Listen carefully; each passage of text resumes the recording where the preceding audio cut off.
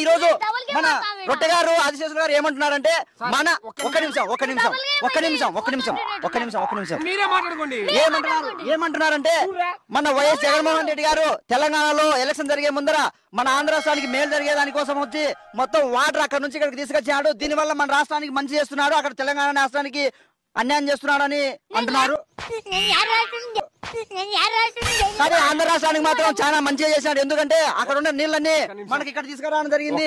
ఒక్క నిమిషం రేవంత్ రెడ్డిని ఇతను ఎత్తి కొడుతున్న మాట వాస్తవం, నిజమా కాదా?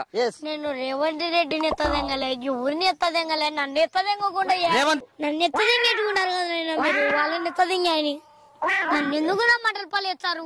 ఇప్పుడు మన తెలుగు రాష్ట్రాల్లో అమ్మ నాకు దెంగులు లెక్కతారు, నన్ను కుక్కలు ఎత్తారు. నన్ను సార్ మీ తెల్ల టీవీలో మొదటి పేజీలో వేయండి, తెల్ల పంచ కప్పుకొని చెప్తున్నా.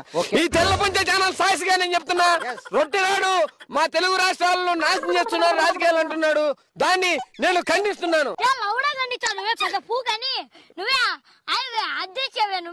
అధ్యక్ష ఈ రోజు తెల్ల పంచ సాక్షిగా చెప్తున్నా, ఈడు చేసిన రాజకీయం కావచ్చు, ఈడు చేసిన లుచ్చ పని కావచ్చు.